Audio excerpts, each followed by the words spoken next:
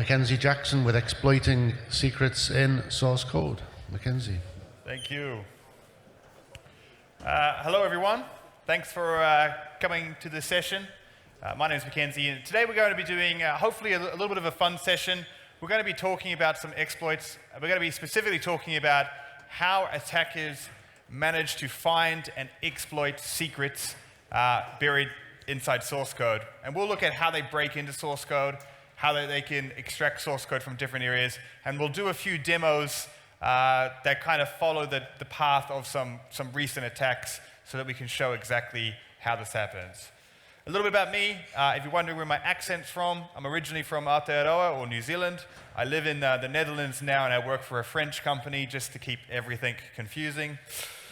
You can find me anywhere on the socials at @AdvocateMac.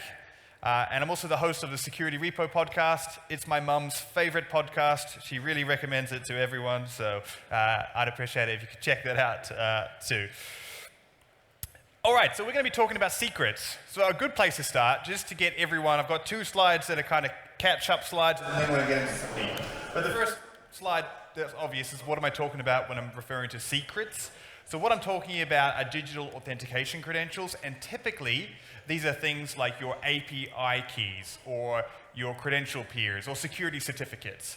These are really anything that gives a system or a person or a service access to data or to your infrastructure. And one thing that we need to note about secrets is that these are made to be used programmatically, which means they're not meant to be used by humans. You're not meant to memorize an API key, right? It's meant to be used by your services and systems. And these are really the crown jewels of organizations, and attackers are always after these because they can be used in so many different ways during an exploit. It might be as a way of gaining that initial access, but it could also be a way of elevating privileges or moving laterally into different systems. So these secrets we really want to protect. They're really the crown jewels of our organization. But as we're going to find out, you can find these secrets just about anywhere. So just very quickly, how do these secrets work? So in a modern application, we no longer have build these monoliths. In an application, typically it'll be built up of hundreds of these different services, right? You're using Stripe for credit card processing. Maybe you're using Okta as your authentication. And we use secrets to be able to communicate between our application and these services. But these services all are a potential entry point for an attacker. But once we've built our application, we need to host it. So then we have probably cloud infrastructure, and we have to host our source code somewhere, and we have to test our code. And all of these require secrets to be able to communicate as well. So now we have all these additional secrets, and again, attackers, these are potential entry points into our organization, into our infrastructure for an attacker. Once their application is up and running, sales and marketing teams are going to want to have visibility into it. You want to have visibility into, downtimes and crash logs and monitoring. And so you're going to have all these additional services that leverage secrets that, again, give attackers an entry point. And we haven't even talked about the microservices that you've probably created that leverage secrets.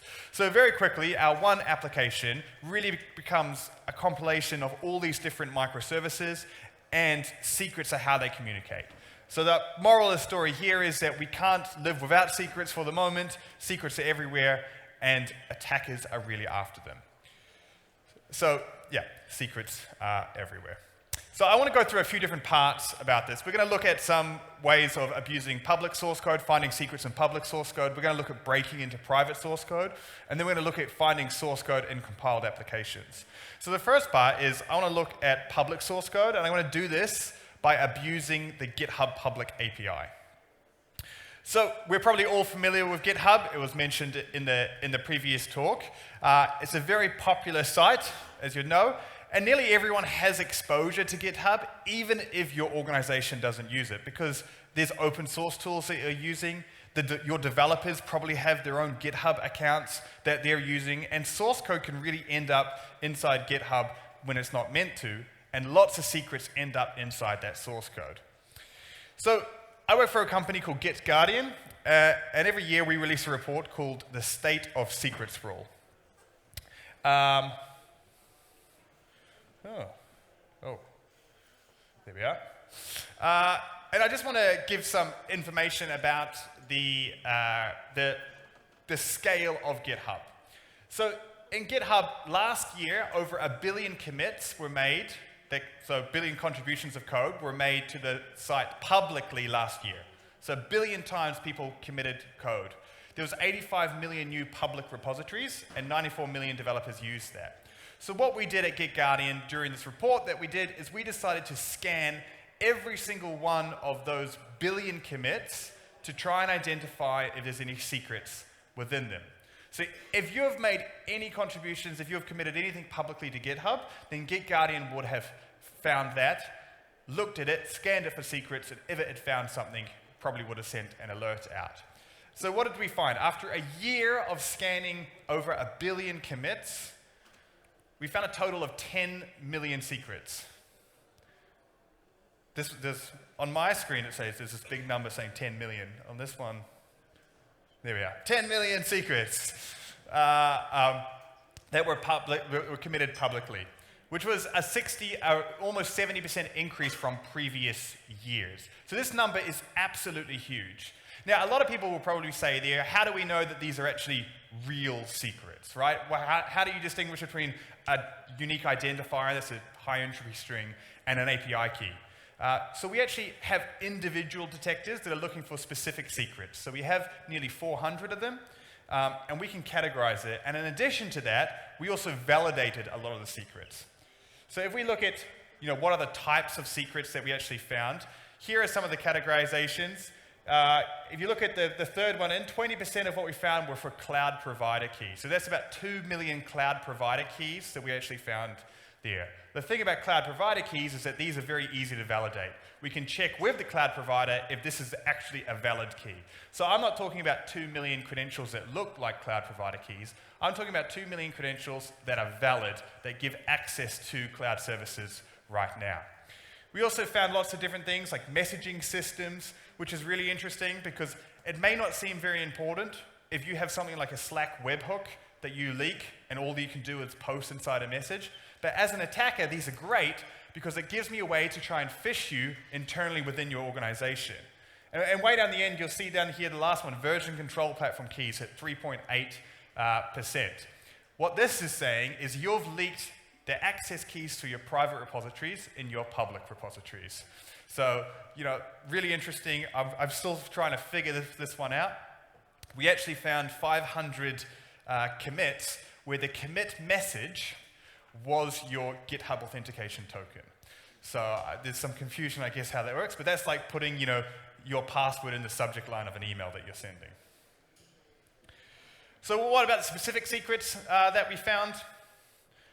We found there's obviously a huge long tail of this, so it's hard to fit them all in, but around about 9.7% were Google API keys, about 4.7% were Google keys. We also found a lot of AWS credentials, about 3%.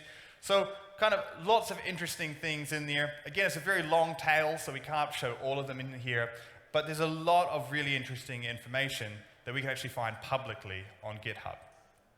So how do we find this? How does an attacker use this? And also, how do we as GitGuardian actually do this? You'd be interested to know that we don't have any kind of special relationship with GitHub, and anyone, and I'll prove this, can actually do this. But the first way that I was talking about is what they call GitHub dorking, using the search feature. This is a very inefficient way of doing it, and it's not very good, but it is the easiest. So I'll briefly mention it. And basically, this is using the GitHub search feature to try and find secrets. So I'm looking for a file name called credentials, and I'm looking for an AWS access key within that file. And then I'm going to get 18,000 results for this. Now I'm going to have most of these, the vast majority, aren't going to contain a secret, but there will be secrets in here. But the main reason why this isn't that efficient is because that this is only looking at the top layer of the code. The thing about source code, and it will come up repeatedly during this talk, is that source code maintains a complete history of everything that you've done. So if a developer is working on a development branch on a feature, they hard code a credential, they immediately remove it, and that later on gets merged into the master branch, that credential is still there. It's still in the history. This only looks at the top layer. So it's not looking through all that history, and that's where we want to really get to. But there are lots of these called dorks that you can do to find specific files and specific credentials in there. But there's a much better way, and that's by monitoring the GitHub API. So anyone can go to this. This is the events API. It's at the address api.github.com. You don't need any authentication, and you can view this. And what we're looking for is a couple of events specifically. So in this, so first of all, what is this? This is a public ledger of everything that's happening on GitHub publicly. Anyone can look at it, and you can then monitor and see exactly what's happening on GitHub. And there's lots of interesting information in there. The two events that we're most interested in are the public event. This is when a private repository turns public. And remember when I said about history, when you make a private repository public, you also make its history public. And the other one is the push event when you've pushed code there. So what I want to quickly do now is I just want to show you just exactly what that looks like. So this here is the API, and we get some interesting information in this as well. For example, we have the GitHub user, and we also have their email address in here. So again, this is all public. So we can also filter this. One of the things that's really difficult about monitoring source code or monitoring GitHub is that there's so much information that you're kind of protected by this obscurity of it. So if I'm an attacker, I want to maybe target specific companies. So I can limit this to just look for the email addresses of companies, for instance, this company here, where I'm only looking at source code from people with their domain. And then I can monitor their GitHub ID and scan all of their information because I know that they work there. So that's one way of really being able to do it. So do people actually do this? Does anyone actually look at the GitHub API and actually try and exploit secrets? They do, and I have a quick demo to show you how quickly this can happen. So over here, I'm just going to create what they call a honey token. So this here is an AWS credential. This is actually a real credential, but it doesn't have access to anything. And all this is going to do is if anyone tries to use this credential, it's going to send me information about them. It will let me know what their IP address is. It will let me know what they're doing. And the idea is that because this credential should never be used, if it goes off, then I know I have a problem. And what I'm going to do is commit the cardinal sin, and I'm going to put this in a public repository in GitHub. So I have here a .env file, which should never end up in GitHub, from this user Leaky McGee. And we're now going to commit this into our repository. So what's happened is this commit has now entered into this public repository. And what we're going to do is I'm going to enter into his, and we will watch. We'll come back.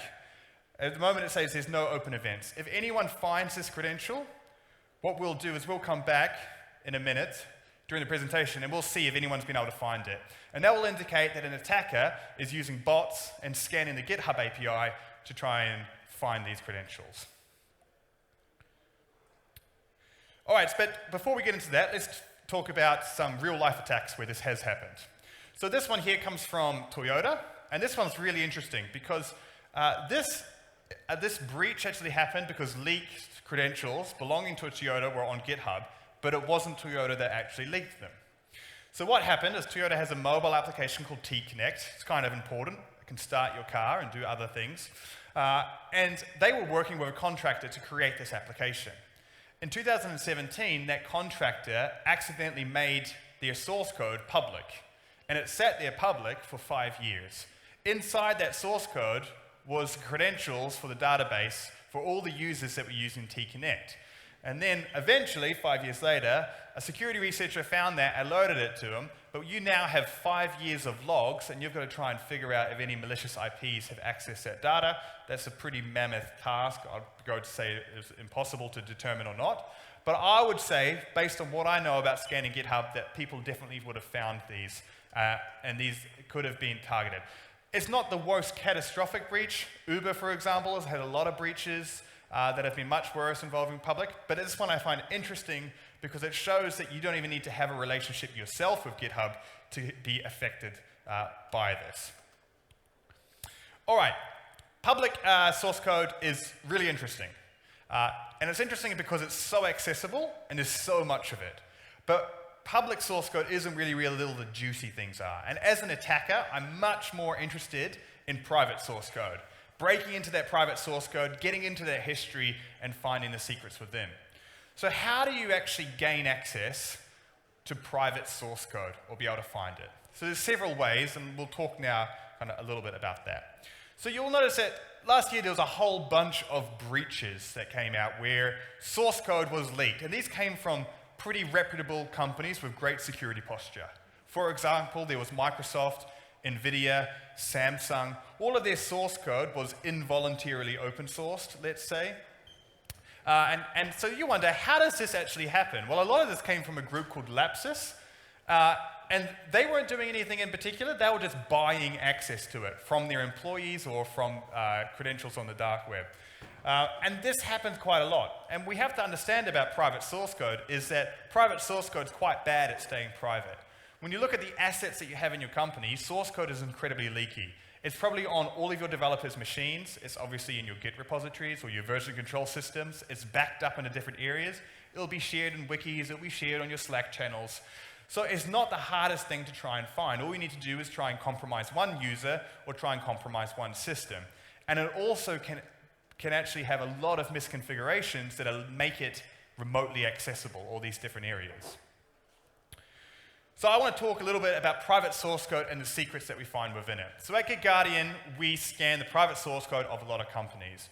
And what we did is we tried to figure out how many secrets on average are there in private source code. So if we take a company that has 400 developers, not too big, not too small, pretty average size company, that has 400 developers, when we go in and scan that for the first time, we'll typically find around about 13,000 secrets in there. 1,000 of those secrets will be unique. So each secret is repeated about 13 times. This is what happens when secrets leaked. They get leaked in lots of different areas. But now if we look at this same company, maybe they have 4 AppSec engineers. And if we break down those 13,000 incidents, because they don't know if these are repeat or not, each of those AppSec engineers has to look at 3,250 incidents.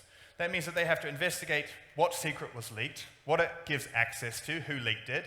They need to revoke that secret, they need to redeploy a new secret, and they need to do all that without creating any downtime 3,250 times. So that's just a totally impossible job. So the next best thing that you can do is ignore the problem and hope it goes away. And that may sound like a joke, and it kind of is, but actually one of the issues that we face is that once a company knows that they have 13,000 or 1,000 unique secrets kind of leaked in their source code, they have to do something about it. Once you know that that's there, that becomes the compliance issue, especially if something happened and you knew that you had a breach like that. So it's almost an incentive not to find out, and those that know how bad it can be, want to do that. So we know that private source code is leaky, and we know that it has all the good stuff in it. So this makes it the perfect target for attackers to really go after. So if we look at just one of these leaks that happened, I'll take the example of Twitch. So Twitch actually had their source code, their entire source code repositories all leaked publicly via a torrent at the end of 2021. We scanned this. There was 6,000 repositories, 3 million documents in this. We scanned it and we found 6,600 secrets within that source code. That may sound like a lot, but Twitch has a lot of developers, and actually, if we look at the standard, Twitch did pretty good to only have 6,600 secrets exposed in their source code. But that still meant that we found 194 AWS credentials. We even found 4 Stripe keys and 14 GitHub OAuth credentials, so that if this leaked, now as an attacker, not only do I have access to your source code, I have access to your GitHub repositories as well. Now, the attacker in this case, or the malicious actor, did Twitch a huge favor because they actually made this public. In doing so, they let Twitch know that they had a massive security incident. Had they been more malicious, they could have kept this information to themselves, used these credentials themselves, or even sold it on for much more nefarious objectives. But in this case, it was more of a kind of a show. So how did this happen? Well, Twitch's source code was exposed because of a misconfiguration in their Git server. All of a sudden, their source code was remotely accessible. It's very likely that an insider shared this because the attacker would have had to know where that server was. It wasn't remotely accessible for very long, but it just goes to show how quickly it can happen with a small misconfiguration, and all of your source code and all of the secrets within it can be exposed. So how are these all accessed? I've already talked about one way, which is buying access. So the Lapsus group was pretty prolific, especially last year. And here we have a message from them that's basically saying, hey, we recruit insiders at these companies. If you give us access, we'll pay you. So that's not very exciting, but it is one big way that attackers do it. But there's lots of other ways that are kind of a little bit more exciting. So number one is phishing. Still a point. This is one that was targeting developers for Google Chrome extensions, trying to get into their Git repositories. I'll talk about a different phishing example in a minute. Exploiting misconfigurations. I'll do a demo of this, but in this way here, it's kind of exploiting the fact that your .git directory has been publicly accessible. And finally, the hardest, but definitely one of the most prominent, is exploiting supply chain attacks. So we'll talk about one. And this is when a component of your supply chain, in this image here is an example of the Codecov breach. So Codecov, which was part of your supply chain, was compromised, and attackers managed to get into your private source code. All right, so let's talk about phishing and so much more. This is a really great example. This is from my friend Philippe, who works at a company called NetRegard. And he had an assignment where he was trying to do a pen test for a company. Now, during that pen test, he was trying to target developers to get access into their Git repositories. Now, the first thing he did was he tried to phish them. So he took the website GitHub, and he very cleverly bought this web domain, GitLHub. And GitLHub.com is just a mirror of GitHub. And the idea is that people won't see the L, and they will think they're going to GitHub, and when they put their credentials into GitLHub.com, then those credentials will be stolen. So he did this campaign, he sent it to the target, along with his phishing campaign email, and nothing happened. The developer didn't click on the link. He didn't fall for the phishing scam. But Philippe is a resourceful guy, so he went on to try and complete the pen test in different ways. But he left the site running. And then something weird happened. Someone on Twitter made a mistake and did a typo when trying to share their repository, and they put GitLHub. Now, Philippe didn't know this, but why is that significant? Well, because now the search engine started scanning GitLHub and indexing it. And then you had this really weird thing happen that on the search engine, sometimes it would deliver open source repositories to GitLHub instead of GitHub. And then Philippe got a notification to say that all of his logs were full, and then he went to investigate and realized that he had tens of thousands of credentials to people's GitHub account because his malicious site had accidentally been scanned. Now, he luckily is a good guy. He didn't do anything wrong, but it does go to show how quickly and easy it can be to access someone's source code. He was trying to phish someone and ended up getting access to a lot more than what he had bargained for. So I really like that example. He did say that I could share this with everyone. All right, so the other one I want to talk about is misconfigurations. Yeah. So I'll talk about one. So Twitch had one, but I want to talk about a different one, and this is when your .git directory, .git folder, becomes exposed. So what happens when you go to create a new repository, you do git init, and it creates this folder called .git. In this folder is all your metadata. So when you look in that folder, you don't see all the when you look in your Git repository, you don't see all your history in your directory. All that history, all that metadata is stored in this folder called the .git directory. And what often happens is this accidentally makes its way onto public domains. So Cyber News did some large-scale scanning, and they actually found that 2 million of these .git directories were accessible publicly around the world. And this is basically doing a technique where you find a domain, you exploit it, you find out more subdomains, and you basically try and see if there's an accessible .git directory within there. Has this been done in real practice? Yes. So I have one from a hacking group called Sakura Samurai. They broke into the United Nations. They had a couple of different paths. One, at a subdomain, there was an exposed Git directory. In that, there was hard-coded credentials for a database. And they also had another subdomain that had the .git credentials file, which is pretty wild. and they had access to that. So this happens quite a lot. There's a lot of attack examples. This is just one of when you're actually done that. So what I will do now is I will have a look.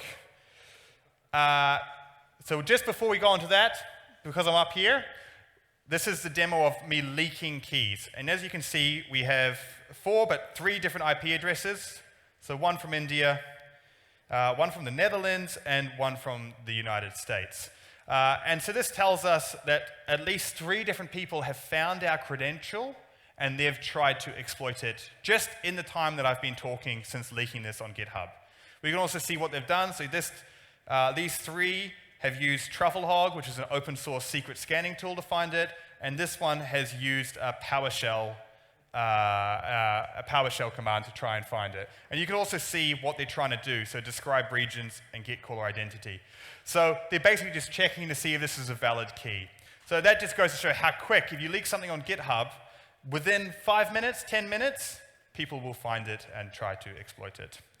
But moving on to a different example, what I want to do is just show you a quick example of trying to find .git directories in different ways. So the first thing that you're going to want to do is you're going to want to try and find as many subdomains as possible. I'm going to use Algolia in this example because I know that they don't have any vulnerabilities and I don't want to accidentally expose something. So what's happening is I'm just using a service called Subfinder, and this here is just going to look through and spit back a whole bunch of URLs that relate to Algolia. What I then want to do is I want to check those URLs to see if there is any Git folders that I can access. So I'm just going to do some scanning. I'm going to do some scanning for a mass target, and I have the output of my search here. And what this is going to do is just go through and find out if there's any exposed .git directories. There's a couple of things. You'll see not vulnerable. There's no .git directory there. And maybe vulnerable, which means there is one, but it doesn't have permissions for me to access it. You can sometimes bypass that, so it's worth a further investigation. And none will come up here, but it will come up with green saying vulnerable if there's any vulnerable ones there. That's just to show how quickly and easy it is. Using the same tool, if I find the .git directory, I can recreate the Git repository and I can scan it, including all of its history, with some open source tools, for instance, like GG Shield, which is the one that I will use. I won't do a demo of that, and this will just keep going for a little bit, but I'm sure you get the idea. It's not that difficult to try and find private source code that may have accidentally leaked in different areas. So just the workflow that I use for that, if you're interested, Subfinder or Chaos is another tool from Project Discovery. This is what I used to find the domains. I used Git Scanner to try and extract the directory and also find if there's a .git directory there, and then I'd use GG Shield to scan it. So if you're feeling malicious tonight in your hotel room. If you want to discover some more misconfigurations in Git, there's a cool project called GitGoat. There we are. That is a purposely misconfigured and exploitable Git repository, and you can actually go through and look at that and try and find lots of different ways for it. So that's a cool project if you're wanting to hone your skills a little bit of breaking into private source code and exploiting interesting things within there. So one of the questions is why? Why is this such a big problem, particularly in source code? How come secrets are so prominent in there? So we talked about it a little bit with the history, but I want to show you kind of a concrete example on this. This here is a diagram of what a Git tree looks like. So when you're building code, you have your main branch there, and then you have feature branches. So developers can work independently off the main branch on their own features and then merge it back in. It's a great tool. It's a great feature for collaboration. And what we have in green up the top is this developer has put in an AWS secret into their code. Now this is pretty common because what often happens, you give someone an assignment and they quickly want to test that it works. Does this API key work? Do I have the connection? Can I get information? So they hard code it just to move quickly. Now later on they delete it and they handle that the way they should, perhaps in an environment variable or however they're meant to do it. And then 100 commits later, they're ready to merge that into master. It goes to code review. The committer looks at the latest version on the feature branch and the latest version on the main branch, looks at the difference, and that gets merged in. No one saw any secrets, but the secrets are there. And now they've been merged in, and they will remain there unless you go through and delete your Git history, which is a very horrible thing to do, particularly if you're working in large teams. And some people will also say, well, what about, we're exempt from this because when we merge feature branches, we do git squash, and we squash all our history. Well, that secret still exists. It just exists in a now more difficult, harder place to find if you don't know, and that's in the garbage bin. And so unless you do a garbage bin dump after that, that secret's still going to be there. So it's best just to not put secrets in your Git repository, but this is why it happens. You can also find a lot of secrets in auto-generated file or log files. Perhaps you do a debug, and it dumps out your environment, and in that environment variables, which are secrets, not having a .gitignore file, which is a file that will ignore certain types, is very big and very common. Having something like secrets.txt on your computer, and then doing git add all, that's another common one we see. They can be in your templates. For example, if you create a Django template, there's going to be some keys automatically generated for you. You then have to go in and remove those. And also, we just see a lot of secrets being shared on Git or just hard-coding them on purpose, thinking that because your source code is private, it's going to stay that way. And I can almost guarantee that is not a great bet to make for that. So I want to talk now about compiled images. I'm going to use Docker images. Now, I know this is about finding secrets in source code, so why am I talking about Docker images? Well, Docker images and other kind of containers or applications or even mobile applications are interesting because when you compile it down, people assume that it ends up being in this big black box that you cannot extract information. That's because it's non-human readable. And people confuse non-human readable with secure. Non-human readable does not mean secure. It just means that there's an extra step to make it readable. And like GitHub, Docker Hub is a place where you can store your public Docker images, and it happens all the time. And what I want to quickly show you is what a Docker image looks like on the inside. So this may not look like it much, but with Docker, Docker is built up in layers.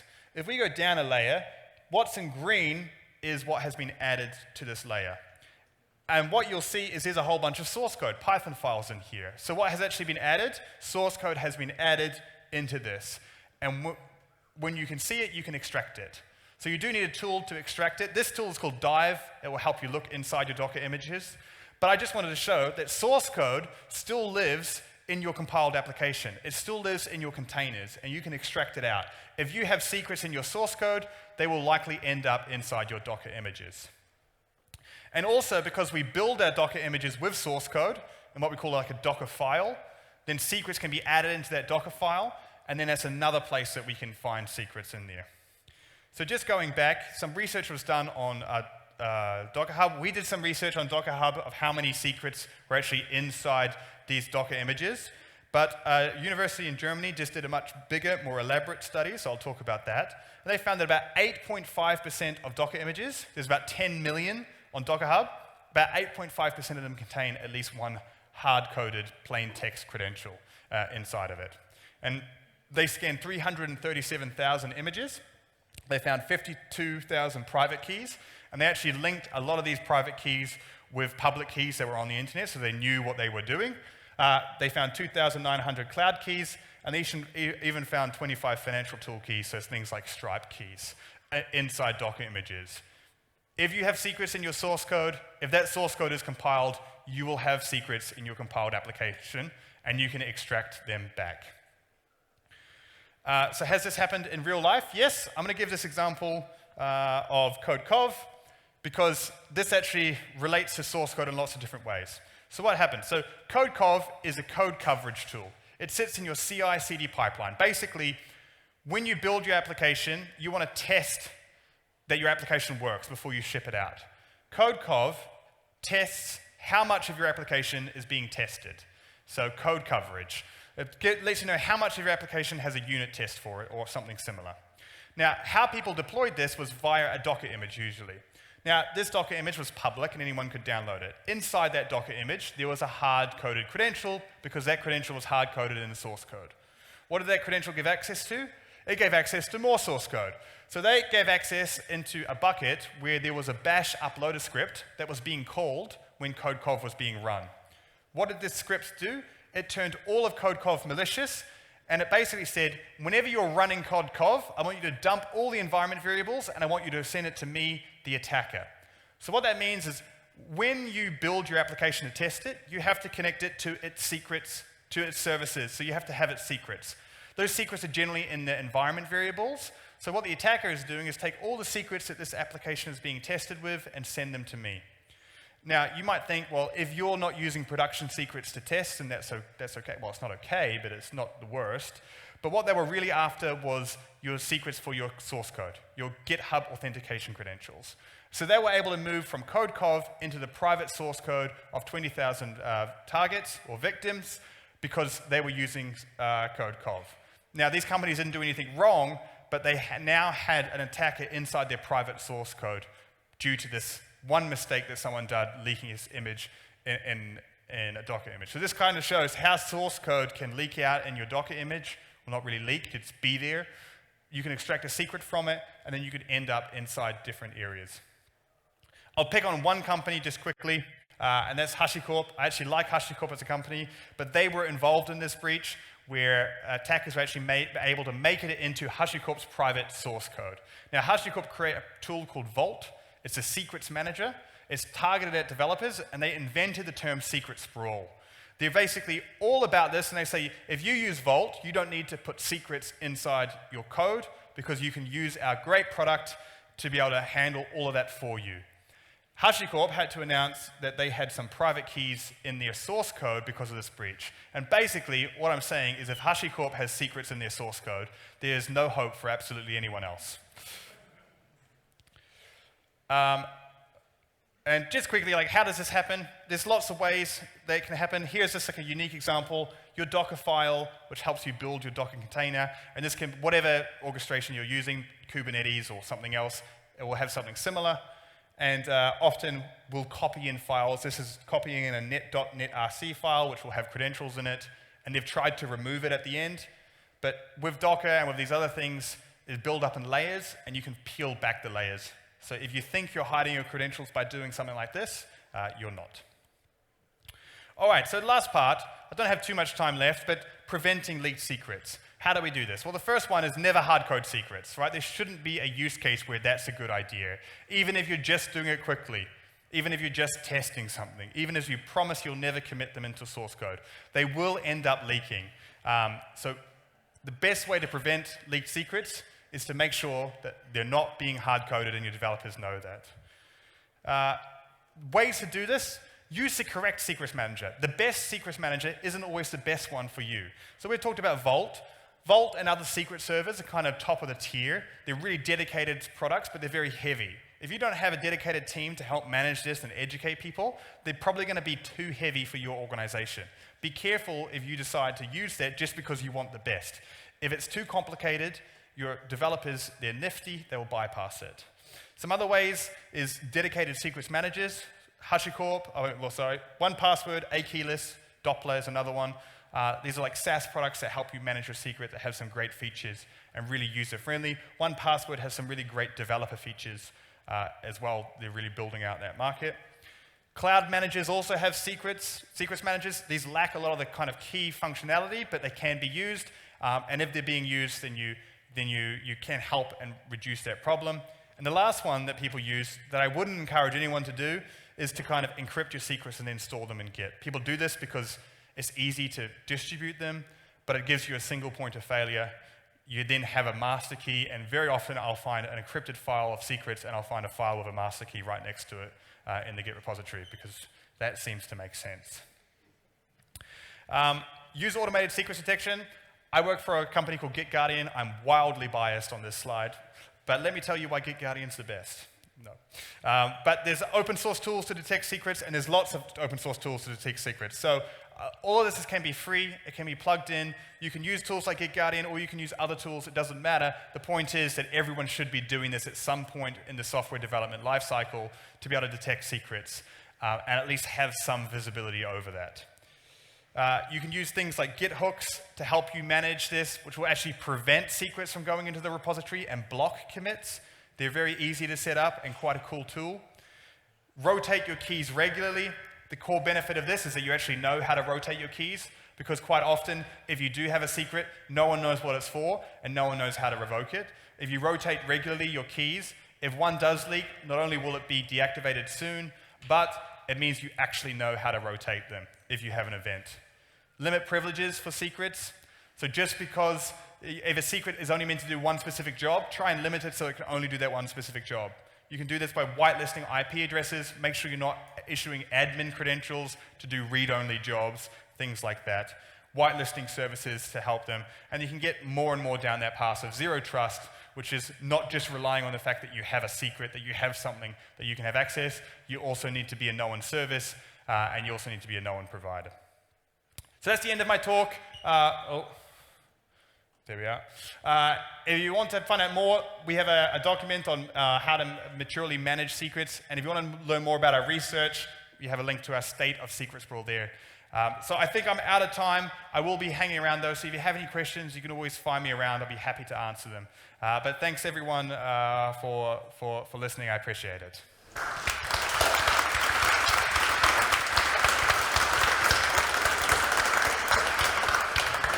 Thank you, Mackenzie. Is there any quick question now? There's one over here. And while we're waiting, if anyone's interested, we can look and see if any more.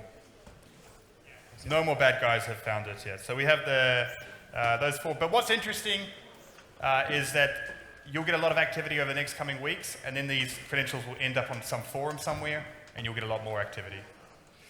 Yep. So thanks so much. It was really enjoyable talk. I was wondering, you mentioned multiple ways this secrets can leak out. There's one that I think wasn't mentioned, but I've kind of been struggling with that with developers. So devs and a lot of other IT people tend to have .file managers. So basically the .file settings are published to their private repo, but made public, right? So your ZSH configuration, all of that stuff, and then sometimes credentials are cached there as well. So SSH keys or your G-Cloud CLI. Yeah. Do you have anything for that? How do you monitor for that? Because that's their private. Yeah. So the question is, if I understand, is that a lot of the time developers will leak secrets on their personal GitHub accounts and their personal things, but they could be still a risk for your organization, so how do you deal with that? It's a challenging topic because your organization doesn't have control over what they do in their personal time, but that does have a security factor. So there are some things that you can do. One of the products that GitGuardian have is we actually have a tool that monitors public activity and links people back to your organization. So we monitor everything, and then if someone from your organization that's known to us leaks something, we can alert you to it. Short of that, I don't know of any kind of free or cool or open source ways of being able to do that unless you want to take on that responsibility of monitoring that, which you could do, but it would be a mammoth task for that. But it does happen, and what we typically see is that 1 in every 100 developers will leak a secret every year involving your corporation. So it is a problem. Yeah.